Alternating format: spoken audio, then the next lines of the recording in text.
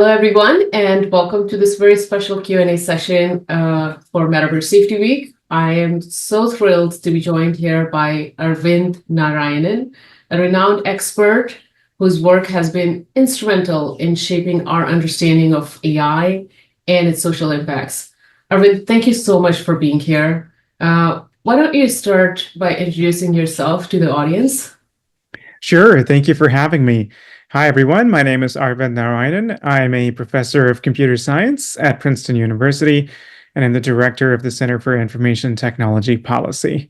I broadly study AI and its societal impacts and other emerging technologies as well. I'm the co-author of the recent book, AI Snake Oil.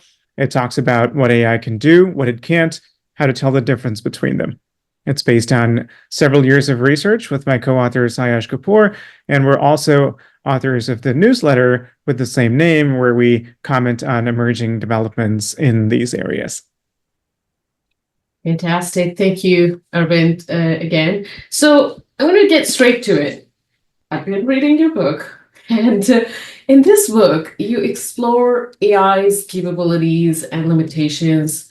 And I think a lot of us are wondering, how do you find these capabilities or these findings? There are many bold claims, and there's the role of AI, but how do you find this kind of artificial intelligence role empowering the metaverse? And what do you see as genuine transformation and what might be overhyped? Yeah, so maybe let's break it down. The metaverse, I think, as I understand it, is a collection of technologies, not one single technology. And I think it's, generally speaking, a few years out. And so let's break it down into a few components. So one, we can talk about generating virtual worlds, especially immersive worlds that might be generated on demand with narratives, characters, all personalized to a particular individual. So this sort of thing, there's no technical reason to expect that this can't be done. The kinds of things we call snake oil in the book are very different. It's using AI to predict the future, especially who might commit a crime in the future, that sort of thing. So the tech involved in the metaverse is very different from that. So while I do think that with enough effort, these types of AI-based immersive virtual worlds can be created, what I'm less sure of is the timeline. Many people think that these kinds of technologies are imminent. We haven't seen that. When text-to-image generators started working really well, like DALL-E or Midjourney a few years ago, people thought that video was next. It was imminent. That hasn't quite panned out yet so far. It turns out that for long-term consistency, character control, these types of technical challenges in video are much harder than for image generation. So I do think new breakthroughs are going to be needed. So that's number one. A second one relates to content moderation, trust and safety. How do you keep the metaverse environment welcoming for all users? And here we can learn a lot from social media, I think. And we have a chapter in the book on AI and social media. And while AI is very heavily used in social media content moderation today to make decisions about which content violates policies and should be taken down and which content can stay on, the limitation, though, is that a lot of the work that needs to go into it relates to our values. How do you preserve the trade-off between keeping it safe and welcoming, but not curbing down too much on people's free expression rights and interests? And those ultimately are decisions that have to be made by humans. If you try to leave those up to AI, I think people are going to be very, very upset. And so I think we should be we should have realistic expectations about what is an automatable problem and what is not an automatable problem. So it's less about AI capabilities and more about the question of what should we use AI for. That's fascinating. So in terms of you talk extensively about AI's hype cycle, and we know that cutting through that noise is very critical. So from your perspective, what are these real technical differences between especially what we are assembled here today to really dive in through these open versus closed foundation models. And where do you see most realistic potential for these models to address real world challenges? So I think there are technical differences and also important non-technical differences between open and closed foundation models. People often think of these in terms of capabilities, but I think capability-wise, the leading open foundation models have really closed the gap with the leading closed ones. So there, I don't see a huge difference. Now we have reasoning models like OpenAI's o1, but we're also seeing open models quickly catch up with those capabilities as well. However, I think the main technical differences are going to relate to the fact that closed foundation models are not just models, they are systems, they are increasingly agentic systems. So when you interact with a chatbot online, you're not directly interacting with a model. You're interacting with something that has tool use. It can write code, it can search the web, it has input and output filters, it can do various other things. And so it's kind of vertically integrated. So it's kind of, a more closed system like Apple versus an open system like traditional PCs, where the user, in some sense, assembles software from many different sources and kind of makes their own system. So that, I think, is probably a major technical difference. So it's not in terms of capabilities, but in terms of the difference between the model and the system. Is it vertically integrated, or is there a lot of user choice in how to put it together? There are also non-technical differences. I think the approaches to safety are going to have to be very different. So in the vertically integrated way of doing things, the developer who's usually also deploying the model is responsible for everything. But in an open ecosystem, the safety responsibilities are divided among a number of participants. That's harder to get right, but there's no reason we can't get it right. And I think there's going to be a lot of innovation on the safety side that is hopefully going to enable us to solve those problems. And do you think like one approach for open versus closed has a clear edge in maybe certain sectors like healthcare or education? Specifically asking because we're kind of trying to wrap our heads around as to what should be these recommendations. And are there any clear sectors that are like open makes sense here? It's hard for me to make those predictions. I haven't seen clear evidence that open versus closed maps neatly to sectors. I think there are maybe other dimensions where we want to think about the relative advantages of open versus closed. So, for instance, internationally, many countries might want to invest in open foundation models so that they can encourage a homegrown AI industry. So that's one angle that I've seen talked about a lot.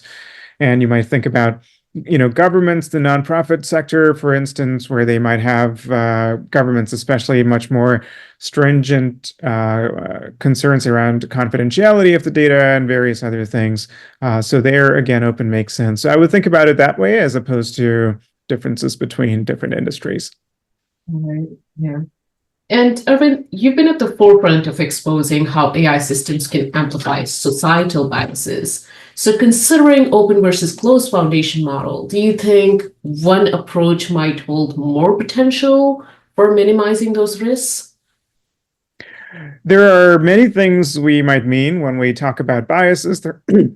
Excuse me, there are, of course, gender and racial biases. There are also things like concerns around model developers controlling what we call in the book the Overton window of speech, determining what is acceptable speech and what is considered too radical to be allowed by these models, right? What questions are you not even allowed to ask a model? And when it gives back responses, are there biases in its responses, concerns around political bias, for instance? So when it comes to the more classically considered types of biases, like gender and racial biases, I don't think there is a big open versus closed difference. But like I was saying earlier, with open models, because you have different parties contributing to the overall system, the responsibility for mitigating those biases is more distributed, and there are more nuances there, and it's trickier to get right in many cases. However, when it comes to these concerns around centralized control over speech, there, I think open models have a clear advantage. They allow different parties to tailor those models to the needs of different populations, whether it's in different countries or um, uh, different sectors or whatever it is. But at the same time, we also have to think about the fact that with open foundation models, if we're concerned about authoritarian governments, for instance, they would more easily be able to use an open model to make it conform to whatever kind of propaganda they want to do or something like that by tailoring the model themselves.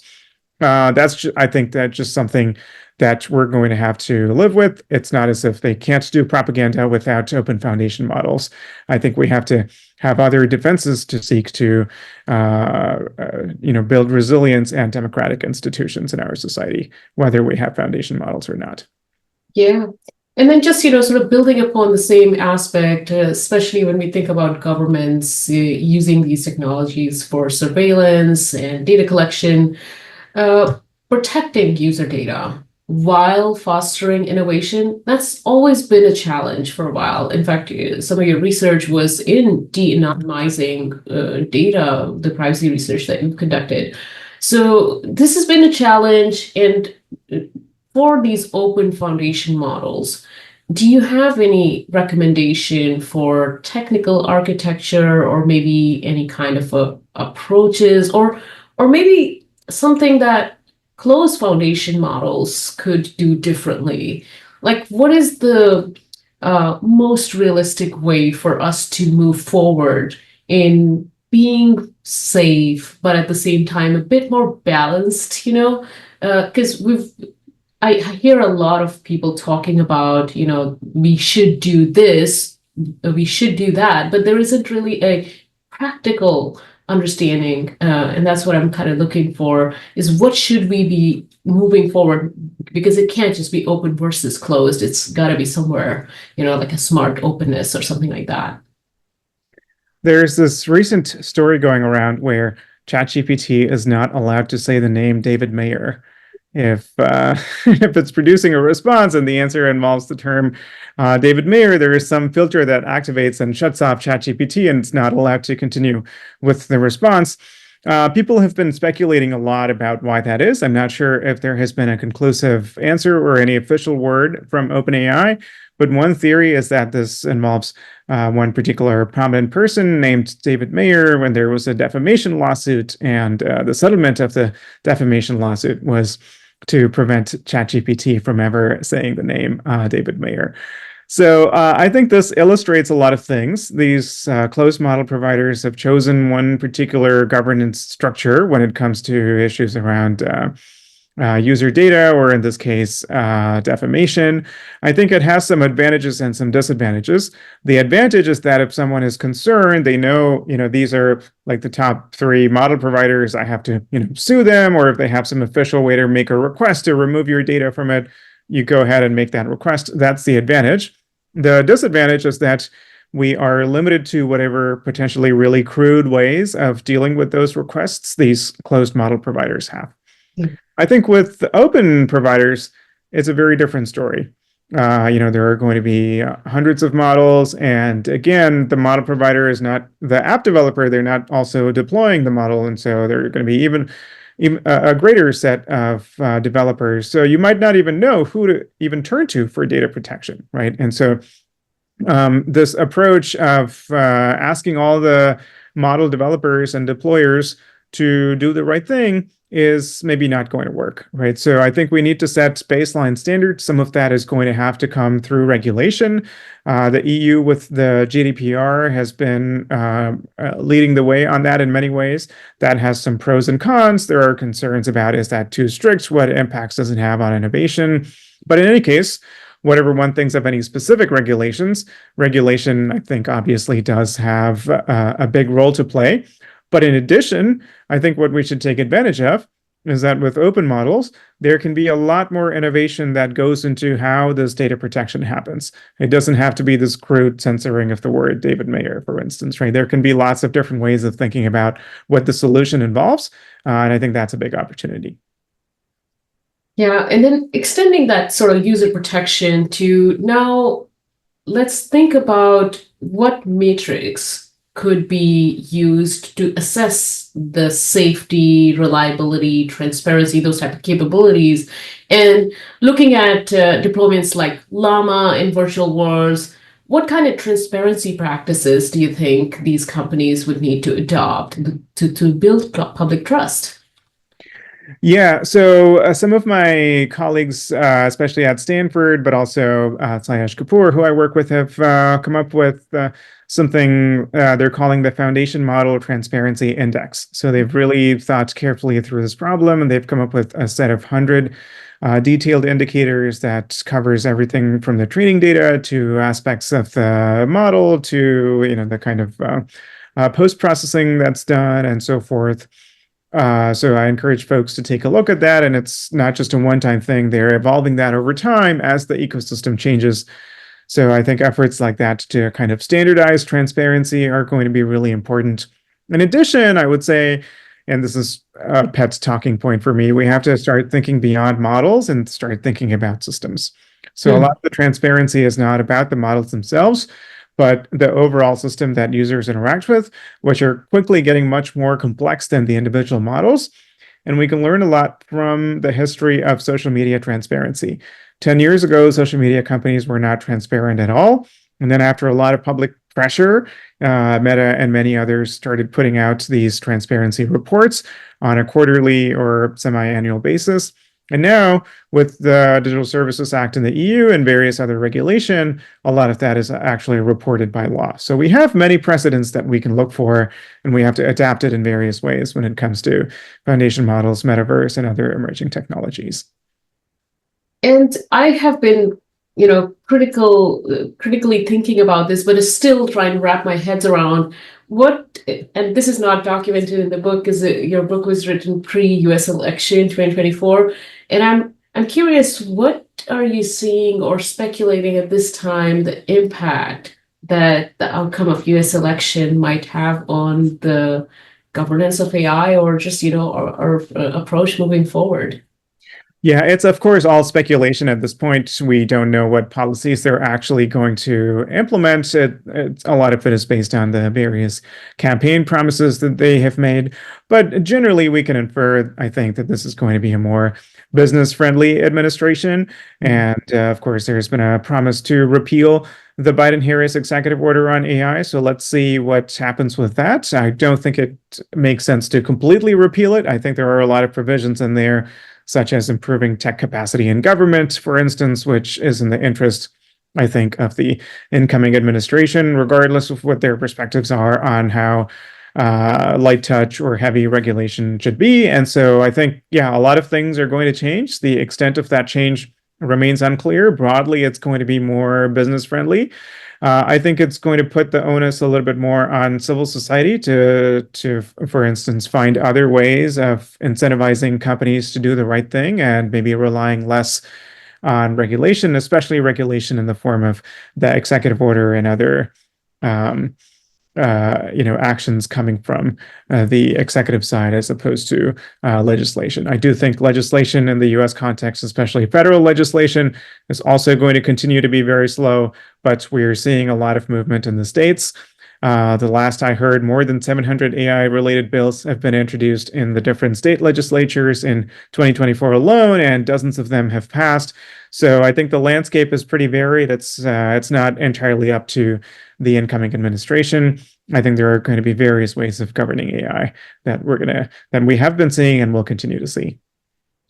Well, and thank you. And I think you're absolutely right. And that's why we'll keep track on how you are putting the knowledge out there. I follow you on X platform and of course on LinkedIn. So thank you again, Arvind. Your thoughtful answers for, sharing these valuable insights. Thank you so much. This has been a great conversation.